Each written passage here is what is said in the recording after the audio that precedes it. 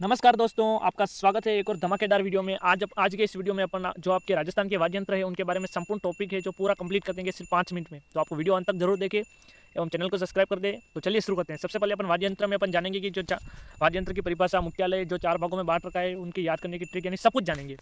तो सबसे पहले अपन वाद्य यंत्र की परिभाषा को समझ लेते हैं। तो राजस्थान में वाद्य यंत्र वे संगीत उपकरण हैं जिनसे लोक संगीत, नृत्य, पूजा, युद्ध, विवाह और सांस्कृतिक अवसरों पर ध्वनि उत्पन्न या संगीत उत्पन्न किया जाता है, उन्हें वाद्य यंत्र कहा जाता है।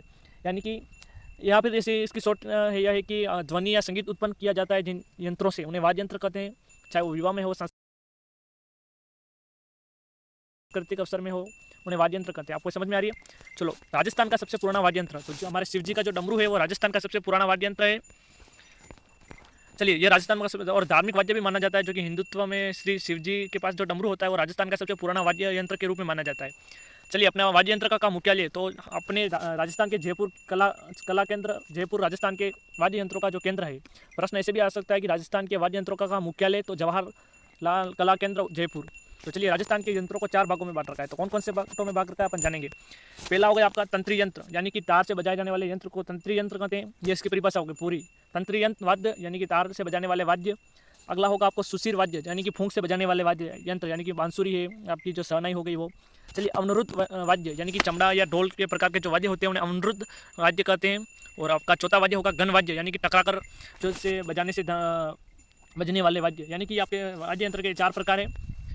पहला हो गया तंत्री वाद्य यंत्र, दूसरा हो गया सुशीर वाद्य यंत्र, तीसरा हो गया अवनुरुद्ध वाद्य यंत्र और चौथा हो गया आपका घन वाद्य यंत्र। तो अपन इन चारों का जो ट्रिक के साथ अपन समझेंगे एवं उसके उदाहरण के साथ समझेंगे। तो सबसे पहले आप परिभाषा तो आप समझ गए, तंत्री वाद्य यंत्र यानी कि तार से बजाने वाले यंत्र, सुशीर वाद्य यंत्र यानी कि फूंक से बजाने वाले यंत्र, और अवनुरुद्ध यंत्र यानी कि चमड़ा चढ़े हुए ढोल हो सकते हैं आपके इस प्रकार के, और गण यंत्र यानी कि टकराकर जिससे टकराकर ध्वनि उत्पन्न होती है उसे गण वाद्य यंत्र कहते हैं। अगर परीक्षा में आ जाए तो ऐसा लिख देना।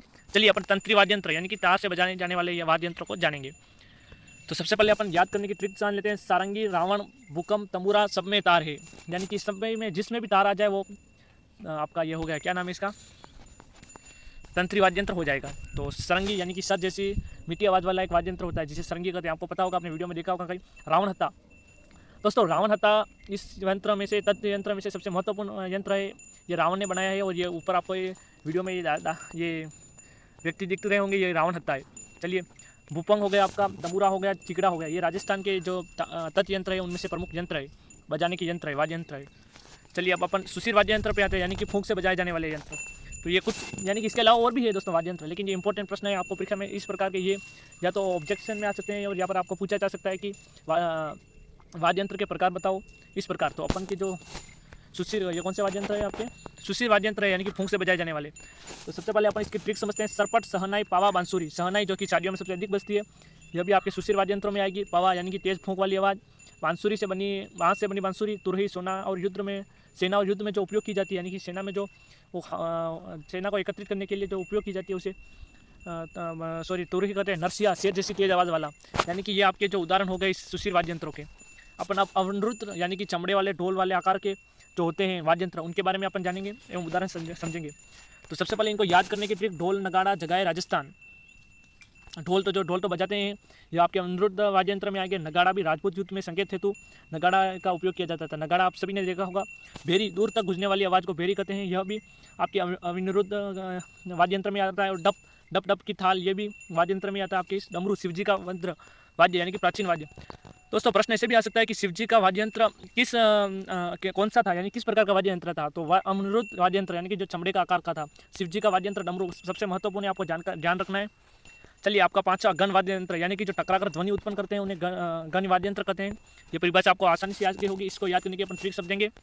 तो सबसे पहले मंजीरा को झंझकार वाली जैसी ताली जैसी ध्वनि होती है, मंजीरा को लेकर बजाने पड़ते हैं, इसे एक दूसरे को टकराने पर ध्वनि उत्पन्न करती है। ये आपका चिमटा हो गया, खड़ताल हो गया, घंटी हो गई और थाली हो गई। ये आपके कुछ गण ही है ना, ये आपके कुछ गण वाद्य यंत्र में हो गए। तो आई होप कि आपको ये वाद्य यंत्र के बारे में उदाहरण और आपको ट्रिक और भागों का जानकारी अच्छी लगी होगी। तो वीडियो अच्छा लगे तो चैनल को सब्सक्राइब कर दीजिए और बने रहिए हमारे वीडियो का यूट्यूब चैनल के साथ। और अगला वीडियो आपको किस टॉपिक पे चाहिए वो आप कमेंट में कीजिए, मैं बहुत जल्द उस कमेंट पर आपका रिप्लाई देकर नया वीडियो उपलब्ध कराऊंगा। धन्यवाद, जब तक के लिए स्वस्थ रहिए, मस्त रहिए।